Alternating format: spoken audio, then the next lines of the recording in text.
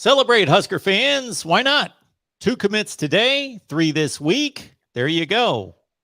We got players for 2023 and beyond right here at the Voice of College Football GBR.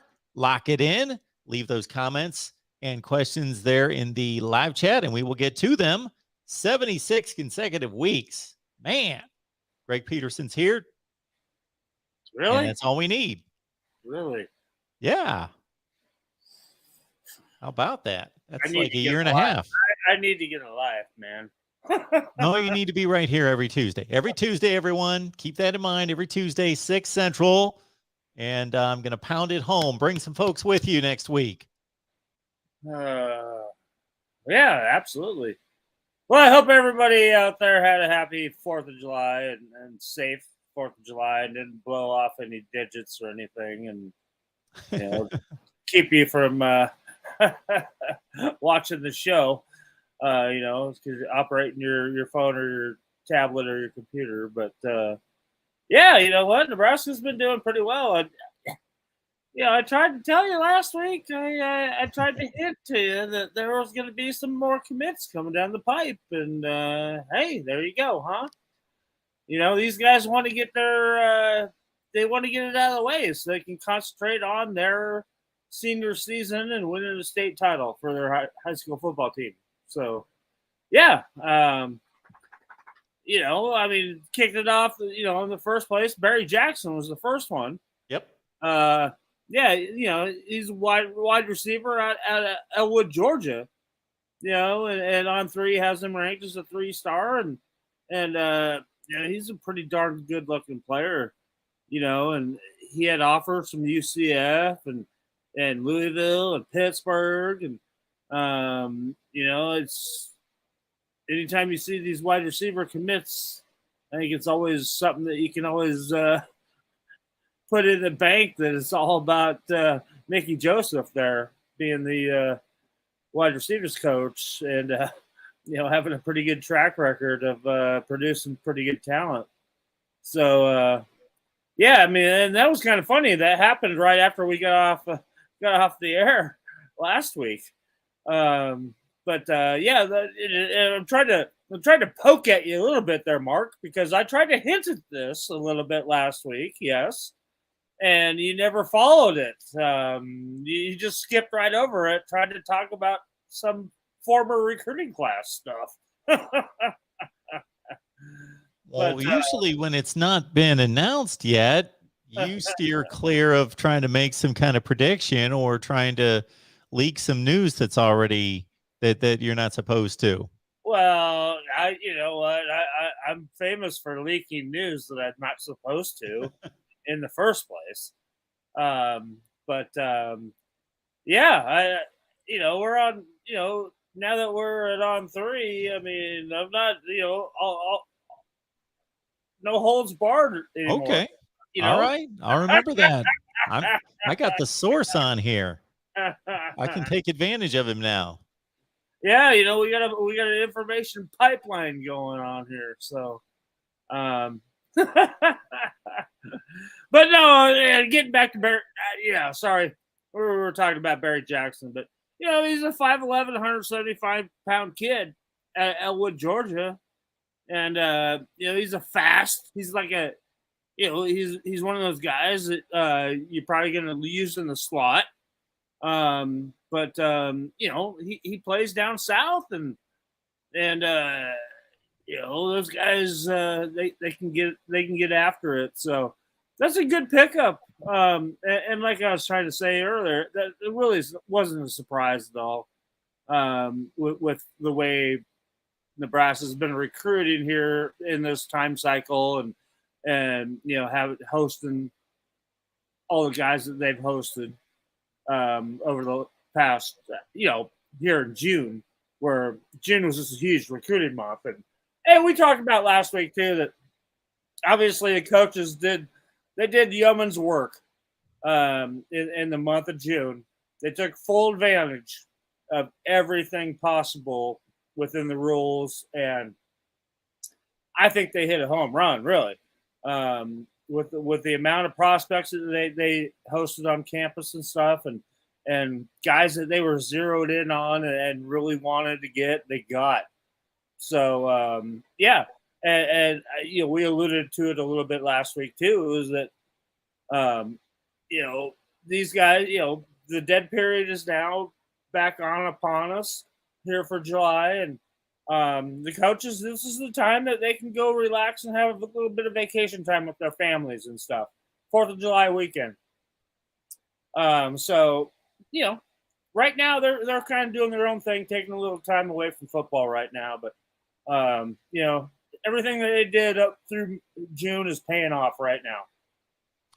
Meanwhile, I'm hunting down some stats here. So on 3 has Barry Jackson as the 143rd rated wide receiver in the country. Top 100 player in the state of Georgia, just inside the top 1,000 nationally. Caught 28 passes last year for 510 and 7 touchdowns there in Georgia. Next up, got a linebacker in from Texas, Dylan Rogers. Yep. Yeah, and that was obviously not a surprise at all. He's been here several times on visits. Was here about a month ago, and he had announced his commitment date, and he stuck through with it, and it was kind of a done deal ever since his last visit here. But a 6'2",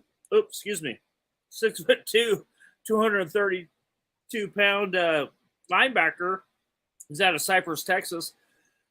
Cy Woods High School. I've actually covered game there before, and a lot of good talent coming out of that part of the country. But sorry. Anyway, nationally ranked 68th in the country at linebacker, and he's gonna fit right in here. I believe that he's gonna be a guy that he could actually play on the inside or the outside, in my opinion. But we'll see what Barrett Ruud has to do with him when he gets here. And another good pickup, and always a great get when you get a Texas kid come up to Nebraska, that especially with everything that's going on here. Great time to get hiccups. Well, I can take it from you for a minute here, Greg. You take, what do? You hold your breath, or you take long sips of water. There's a few different things you can do. Or you can have somebody scare you. I can put on a scary mask. They say sometimes that cures the hiccups. Yeah, Dylan Rogers, I put up his career stats there. 137 stops, 4 sacks, 6 interceptions for a linebacker. That's pretty good. Yeah. 7.5 tackles for loss. Very nice. Definitely a guy that plays the whole field and has a lot of different skill sets. So, I mean, that's why I'm saying that you're going to kind of want to wait until he gets here on campus, and Barrett Ruud will know what to do with him when he gets here. And they zero in on guys like this for a reason. So, Dylan Rogers is a guy that they've been recruiting for quite a while, and like I've already said a couple times, it was not a surprise that he pulled the trigger right now and committed to Nebraska. Now here, based on what you were just saying about Barry Jackson, this should not be a shock to anyone. You're looking at one of the top wide receivers in the country, and he's out of Louisiana. So there you go. Mickey Joseph, 17th rated wide receiver in the country, gets Omarion Miller, and a near top 100 player according to On3. So this guy can play. Yeah, I mean, this is a guy that it's a guy that Mickey Joseph's already developed a relationship with a long time ago. And, I probably 2 years ago, Omarion Miller probably figured he was going to go to LSU. But, that's what the kind of caliber of Mickey Joseph as a recruiter and as a man and as a mentor of young men can all of a sudden pull a top 100 wide receiver and convince him to come somewhere where he's never been before until he came up and had a visit here. But a very, very talented wide receiver. He's about 6'2", 195 pounds. Vivian, Louisiana, and he plays at a high level. The state of Louisiana, as everybody knows, is pretty loaded with talent, and he's a guy that Mickey Joseph has targeted for a long time and is going to fit in right here really well. Especially, can come in here and still have, a handful of other players from the state of Louisiana that you can just fit right into in a little click, and you can enjoy the same kind of food and the things that you're accustomed to back home. And you know what, Mickey Joseph is going to be the first guy to host that party each and every week. So yeah, I mean, that's another great pickup for Nebraska, and another one that was not a surprise. We're just kind of waiting on being made public. So yeah, I think like I've already stated that the Nebraska coaching staff, they really did great work here in the month of June and really capitalized on some of these positions that you want to keep restocking year in and year out, especially these skill positions. And you always need linebackers. We can go down the list. You always need offensive linemen, blah blah blah. But great job anyway by Nebraska recruiting right now. Made a lot of plays last year. 76 catches, 1,502 yards, 20 touchdowns. A lot of production out of him. And then if you look at his career numbers, 105 catches, 28 touchdowns. Hey, I mean, Mickey Joseph knows what he's doing, okay? He's recruiting guys that he's grooming to go play on Sundays. I mean, that's where his trophy case is number one draft pick wide receivers going to the NFL. I mean, that's what gets him really excited. Alex LaFleur, appreciate you being here. The Voice of College Football, our GBR Nebraska show with getting Omarion Miller and Barry Jackson. How do you feel about the odds of us landing Malachi Coleman? I think we answer this question every week, don't we? Yes, you do. Yeah, well, yeah, I think so. I love it. I love the chances. I think Malachi Coleman definitely will be a Husker. He's enjoying the whole recruiting process, and he's got just such a great story behind him.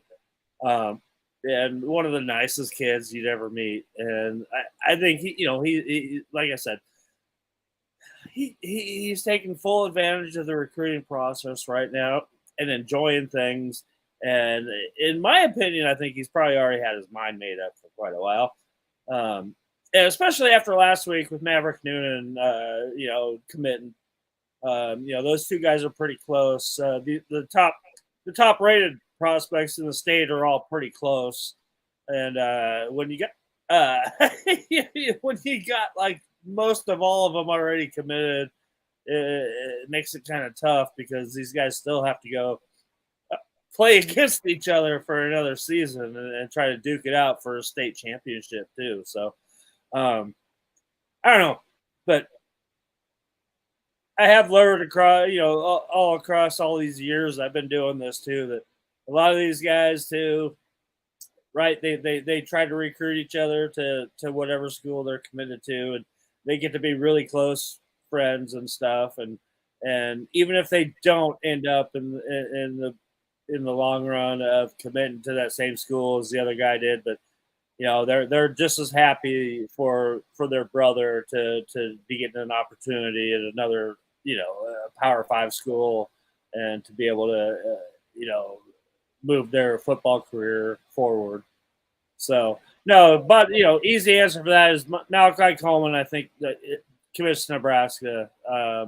If he goes somewhere else, then I think I should be banned for the show for at least 1 week. How about that? I'm not going to ban you from the show. I need you here. So they may ban you. I don't know. I doubt if even that's going to happen. No. All right. Malachi's a guy, like I've said so many times, that he comes from my alma mater, okay, and he is the best football player that's come out of Lincoln East High School since it's been open. So, and I think that he pretty much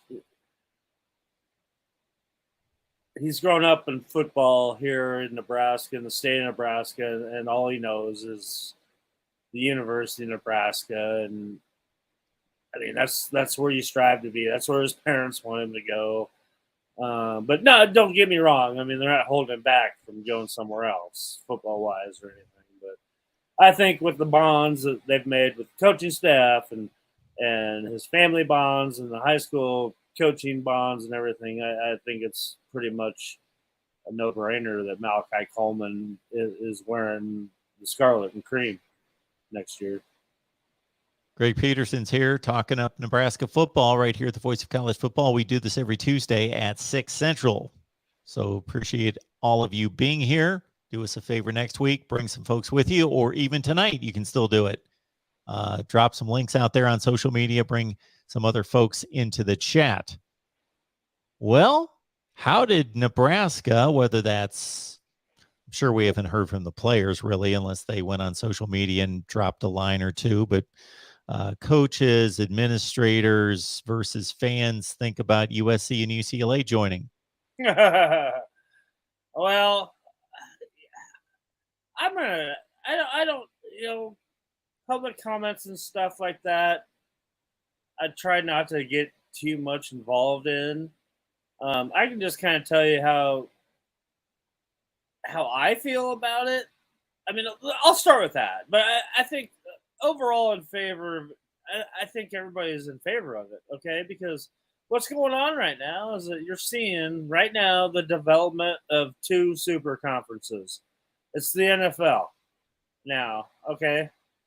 So, yeah, I mean, if the SEC is going to grab Texas and Oklahoma, the next logical step is getting USC and UCLA into the Big Ten. And I love it. Seriously, I really do. And then I think that the next logical step is that Notre Dame is finally going to have to give up being independent, and they are also going to join the Big Ten. And then, the SEC is not done. We know that for sure right now. So, I mean, you got 2 mega conferences right now squaring off against each other, and they're making the best possible moves. And, USC, UCLA are definitely 2 very revered universities that fit that Big Ten mold, academically and athletically. So, I mean, it's a no-brainer. This has been talked about for years of the exodus of the Pac-12 of those 2 schools to the Big Ten. So they finally were fed up with it, and I think the more the merrier. Hey, you know what? I'm not gonna complain at all about having to go on a road trip to go out to LA for a regular season game at all. Or I'm not going to pass up the opportunity to have USC back in Memorial Stadium or UCLA back inside Memorial Stadium. These are two programs that Nebraska's historically had some competition against in the past, and I love it. I mean, it's kind of cool that all of a sudden now Nebraska's not the farthest west school in the Big Ten anymore. Okay, so everybody's got it. Hey, how about when Rutgers has to go travel over to LA? Yeah, it's a coast-to-coast conference. Yeah. So, but that's what we're looking at these days now with everything that's going on, and it's all geared by money, big time, because the Pac-12 basically right now is floundering. The Big 12 is floundering, and they're desperate to bring in schools coast to coast as well to try to fill the spots. So yeah, you're seeing, you're just witnessing the formation of college football's version of the NFL right now, with two conferences and 3 divisions in each one of them, basically. But you know what? Money talks, and I think this was always inevitable. And now the NCAA is kind of scrambling about it because I think they've lost control of the whole situation. I got to say, I'm kind of amused by some of the comments in the chat about Stanford.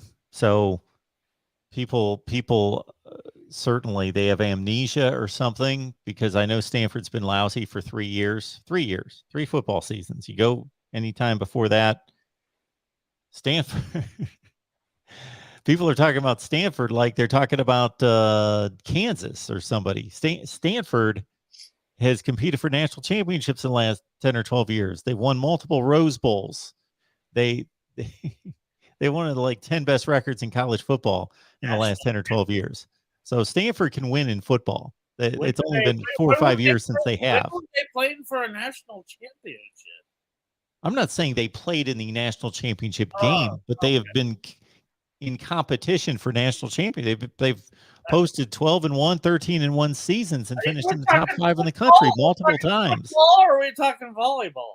We're talking. They've been like, people in the chat aren't going to like this, but if you compare Stanford and Nebraska over the last 10 years, it's not even close. Well, you know what? Stanford's been a ton better. Well, yeah, I understand that. Nobody's denying that. But why don't you go back in college football history? Well, no, I'm not going back in history. I'm talking about right now, and people are talking about Stanford like they're no good. And I understand they're no good right this second. They went 3-9 last year, but so did Nebraska, went 3-9. Why is I don't know why this is even a topic. Well, because Stanford could get scarfed up by the Big Ten. They're in consideration for the Big Ten. No. Big Ten. Ooh, I don't know. I think Stanford would be a phenomenal get for the Big Ten. We're going to talk about how many teams are adding, because they want Notre Dame way before they want Stanford. Well, absolutely. Notre Dame is by far the prize out there. It's not even close. But if I'm the Big Ten, after that, then okay.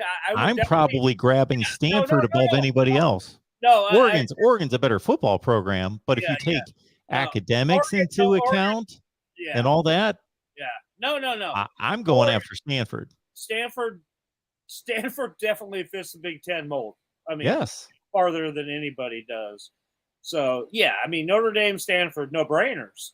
I'm just going, I'm adding Notre Dame next. And absolutely. I'm stopping there. I wasn't thinking any farther for the next one. So, but hey, you know what? Oregon would be probably the next best one after. Absolutely. Stanford. I'm right there with you. So I'm right there with you. No, I just didn't think it far enough through. So yeah, my bad. Folks, if you want my take on it, you can check out videos. I've been posting. You can't post enough about this stuff. Once this expansion and realignment starts, you can't post enough videos. You'll get been getting all sorts of views. People can't get enough of it. We did another live stream earlier today and had 800 people online watching it. Have you ever been to Palo Alto? No, I have not. Oh my goodness, it is beautiful. I love it out there. That's another reason. And the football stadium it's such a unique thing that it's down. It's in a hole. It's in a bowl. It's underground almost. It's really, really cool, and one of the most beautiful places that you'd ever be in. And you jump on the train, and 40 minutes you're in San Francisco. You're right there downtown San Francisco, let off right by the baseball stadium. It's a beautiful place. I love it. Great seafood too. We always go to the seafood house there every time we're there. How long has it been since you've been there? Crab legs like crazy when I'm there. How long has it been since you've been there? Oh boy, 10 years maybe. Okay, because from what I hear, it's not nearly as nice as it used to be. Really? Oh, well, I'm just hearing about seeing video and pictures of downtown San Francisco like it's turned into Oh, a slum.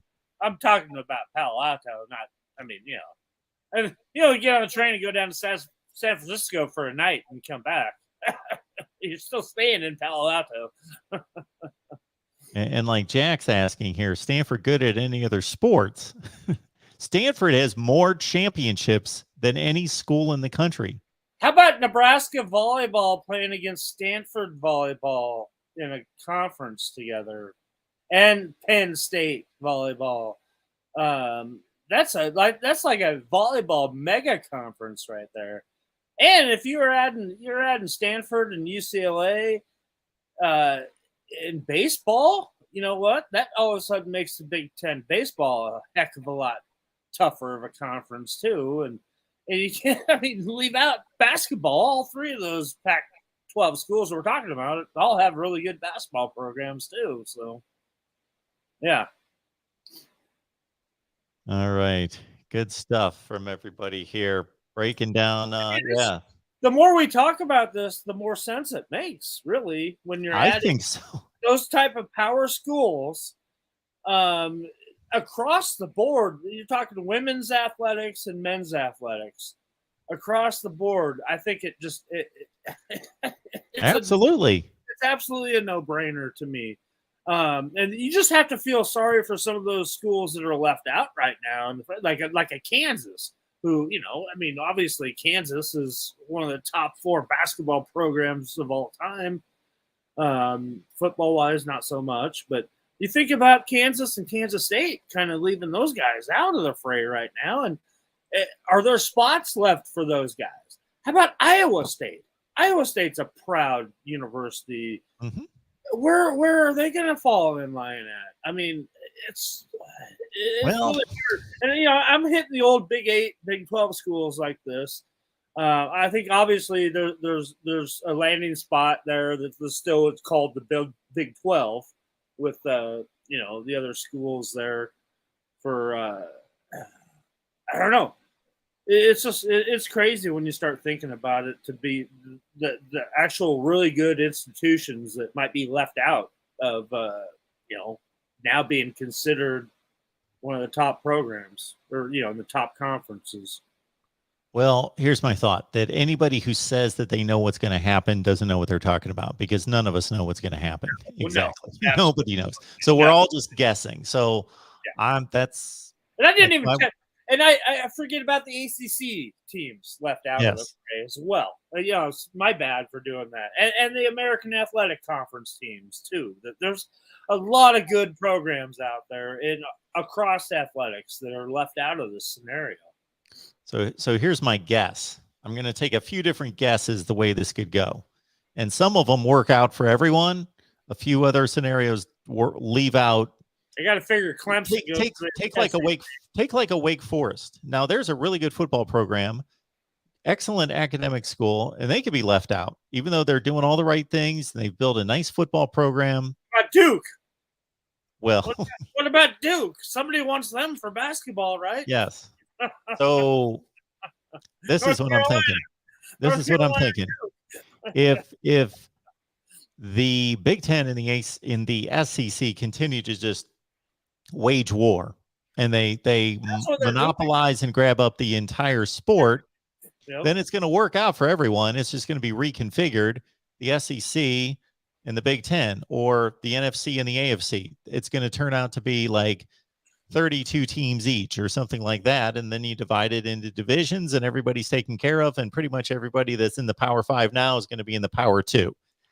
I don't know that that's going to happen. What might also happen, and this would not be good for a lot of teams like Wake and others, would be if the Big Ten and the SEC continue to counterpunch. So basically, this is the Big Ten counterpunching what the SEC did last summer. And then if the SEC takes their counterpunch and swallows up Clemson and Florida State, let's say, then it goes back and forth a few times. One of them is going to stop and basically look at the field and say, "Where's Miami going to be at?" One of them's going to stop at some point and say, "There's nobody else out there that adds any value. We're done."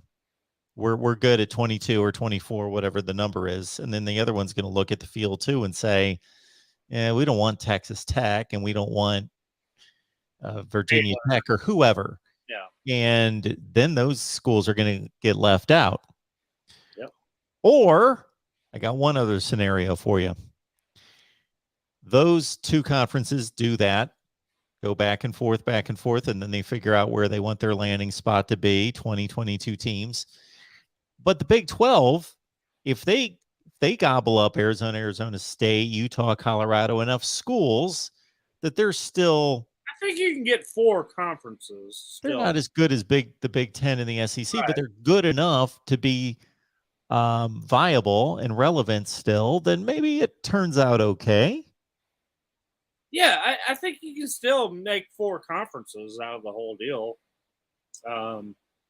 But where's the balance at? I mean, is it still united, like 4 conference battle type thing for a playoff? I don't know. I mean, yeah, this is all speculation right now, obviously, but yeah, I mean, and we've seen the talent level just rise so much to make a lot of teams more competitive than we've ever seen in the past too. And yeah, there's definitely going to be a place. It's just like, what are we going to be looking at as a final model of who plays who for a national title and who is playing who for the Division II title. I don't know, just saying.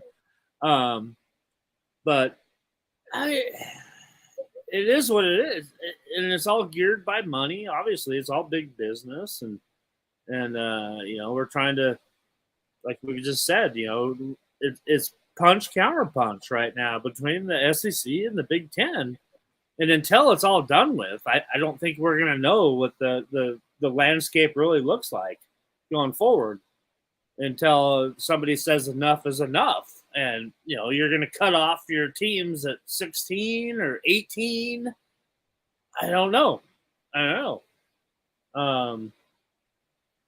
But it is very fascinating to talk about. And, we can spend hours and hours on scenarios on this whole thing. Well, the funny thing is that, what? This whole thing is geared by football. We're not even any of the other sports that we talked about just a little bit ago that bring in a lot of revenue for their respective schools. Women's sports, men's basketball, men's baseball, and baseball doesn't bring in much, but this is not even being considered in all this conversation. We're talking football. We're really talking football. So I don't know. Does this even change? Is this a football thing, and then there's another conference for other sports? I don't know. It's just the possibilities are mind-boggling, and to me, I don't know. I think, and again, this is another guess, I think that it's a all sports thing, unless you get into a situation possibly where, like this whole cross-country business, you get these conferences that are, well, like the Big Ten is now, and there has been talk about the Pac-12 holding on to just those sports outside of football so that they're not traveling all over the place. And you just you do what Notre Dame's done and what other non-football playing, there have been situations where there have only been football members in particular conferences.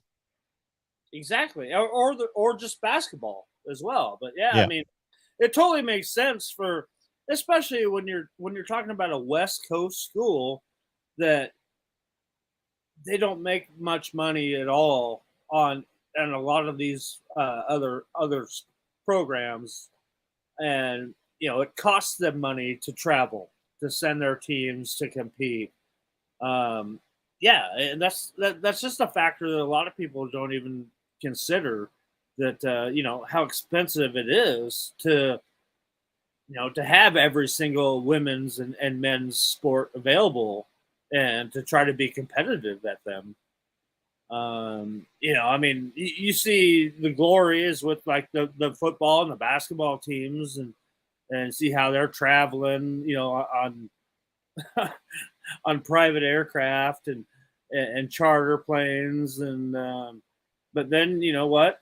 You drop down to baseball. You know what? Those guys are flying coach on Southwest Airlines, and the coaches as well, and then you drop down to even other sports that aren't funded as well, and you just imagine that those guys, those men and women are busing to their games, because there's no money in the budget for them to fly to the venues where they're going to go.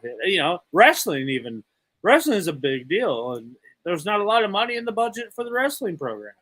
So, yeah, people need to think about how much money is allocated throughout the athletic program, and compared to what programs, what teams, bring that revenue in. Obviously, Nebraska football is going to be always number one in bringing revenue in. And you go across the board on all the blue bloods of college football, and all those programs that are ranked consistently in the top 20, that football is their biggest cash cow as well. Barring like a couple of those basketball schools that it can get up there pretty high as well, and they have a good year in football. But it's all business. And that's the way this is all turning out to be, and everybody's trying to get their biggest piece of the pie, because that television revenue, that television contract is worth so much to each and every university that you can't even imagine. The guaranteed revenue money that the SEC gets and the Big Ten gets is astronomical, and that's why every school would do anything possible to join those two conferences right now.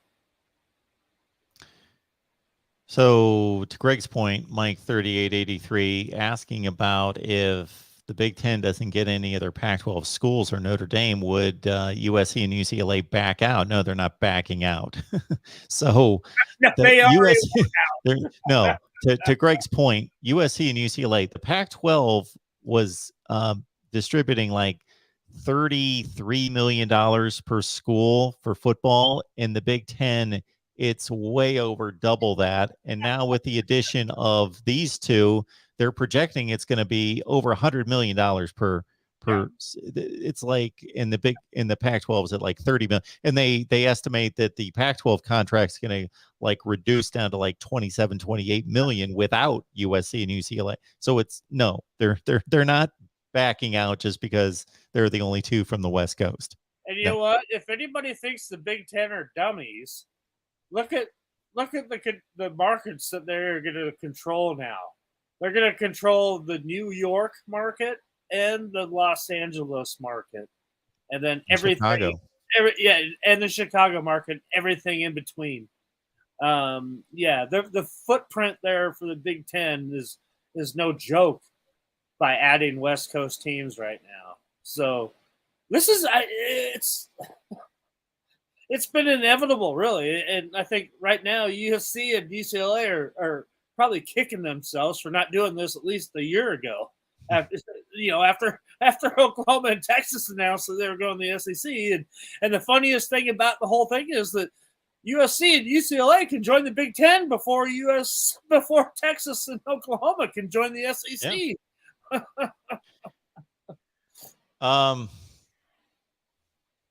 The other thing in this, in regards to Nebraska, whether Nebraska should care one way or the other, I would think that Nebraska is going to have more success if they take advantage of it, going to California now and recruiting. Yeah. Oh my goodness. Yes. That's a huge boost in recruiting there. Because all of a sudden now you're guaranteed to go play some games against your friends and family out there and stuff. And yeah, I definitely think it's a huge boost for recruiting wise. Nebraska's always been a nationwide school that has to recruit, but I think under Coach Frost's staff, the one state that's lacked has been California in the whole scenario. So I think that would be a huge, huge pickup for Nebraska to be able to start recruiting Southern California again. Because I've stated many times I love going out to Southern California, Northern California.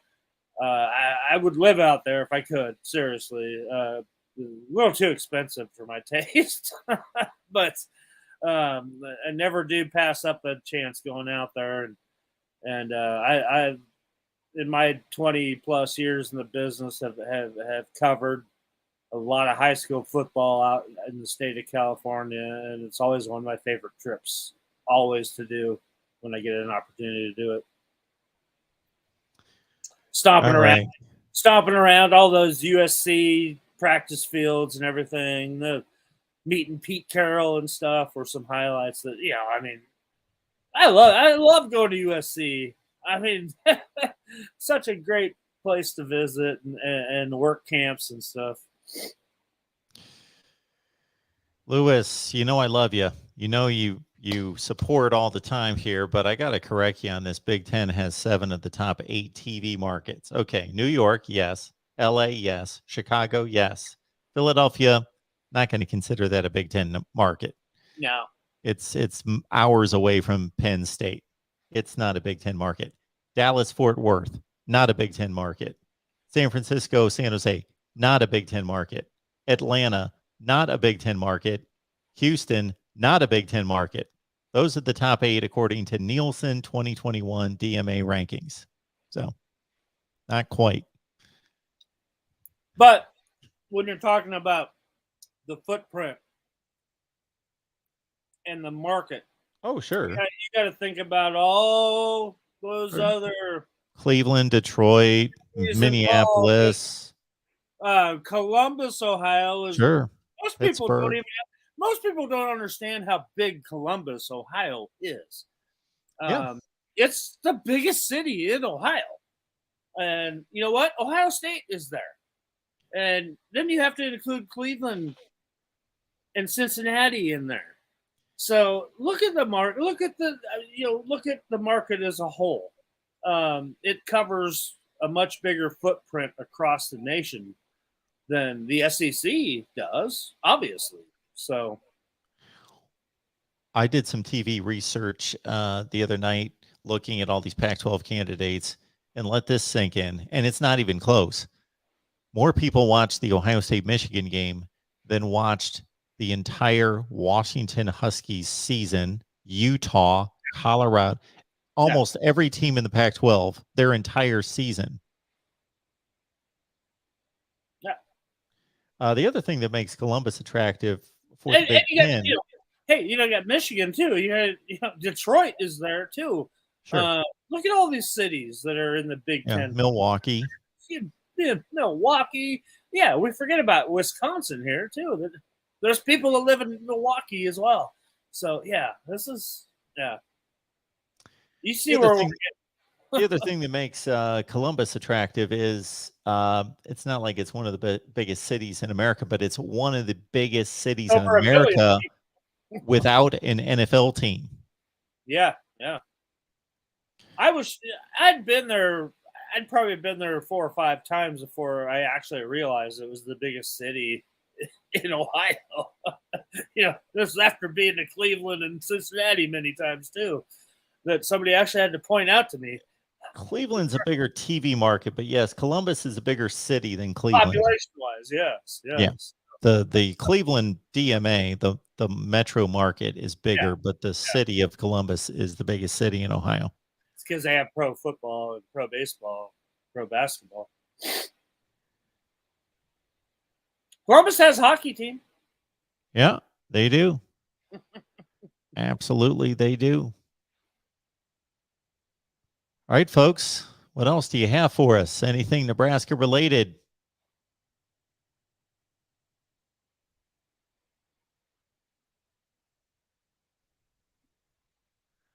Eric, I love that video because Mark concluded Oregon was easily the best option for the Big Ten. Oregon football, I said it in a football sense, but when I put it all together, I went Stanford, then Oregon. Yeah, no, those would be the two logical. I mean, we're assuming that Notre Dame has already pulled the trigger Yes. on the Yes. two. Because even though football drives this, Yeah, especially for the Big Ten, the Big Ten, academic part of it is huge as much well. bigger, much bigger than the SEC, and that's not a knock on the SEC. That's just the way it is. The Big Ten has standards to, and you'd have to look at that. I mean, look at who they've let in. There's some others. A Duke would be a very attractive school to join the Big Ten academically. Would that ever happen? Probably not. But could you imagine Big Ten basketball with a Duke in there? That would be kind of cool.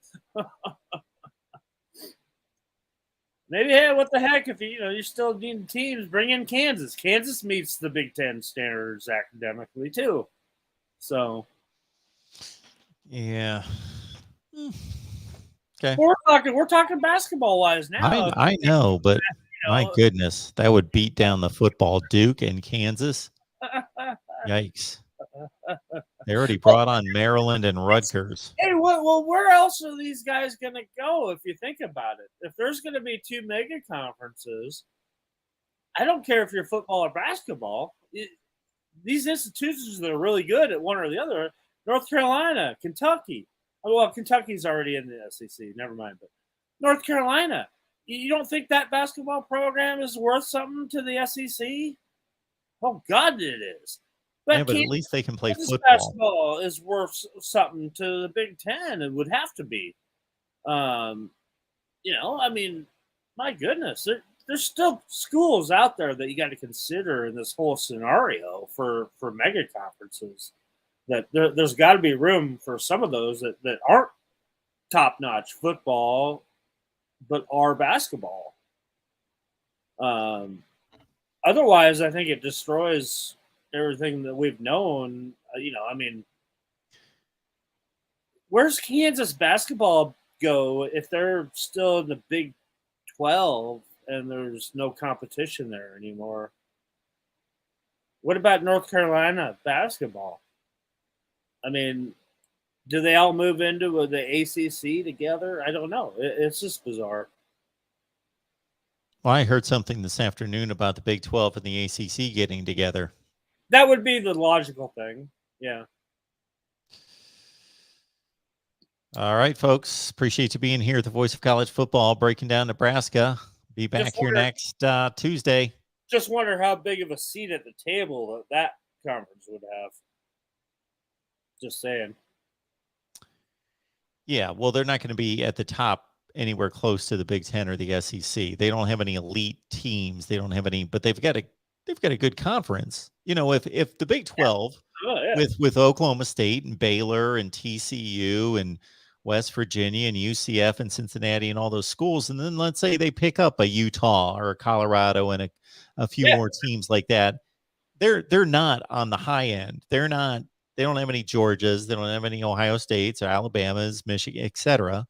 But they've got a strong conference. So I would think if this playoff expands to 12, if we get a 12-team playoff, it's going to have to now. The new SEC and Big Ten are going to dominate those spots. Yeah. But the Big 12 is going to be strong enough to get their champion, I think, an automatic berth for their champion. Depends on the competition they play outside of the conference, I would imagine. Yeah. Well, then we're still leaving teams out like Cincinnati and stuff like that. How about, we're not even considering that either. What about them? They're in the Big 12. Well, yeah, if the Big 12 is the Big 12. Well, in my estimation, the reason this is also messy is because there's not a commissioner or a governing body over the whole sport that can make moves that's good for the entire sport. Everybody it's a free for all. Yeah, it is a free for all right now, and that's the thing that gives us a lot to talk about right now, obviously. So I guess until somebody can lay down some rules, then this is the way it's going to be, right? All right. All right, folks, that wraps it up for our 76th show here. And make it on back next Tuesday at 6 Central, 7 Eastern. Greg, we appreciate it. You didn't take any comments about your hat. I thought for sure somebody was going to mention you wearing a Texas hat. It's not Texas, though. I know it's not, but somebody usually says that when you wear that hat. All right, everyone. We'll see you next Tuesday. That's a NFL football player's hat.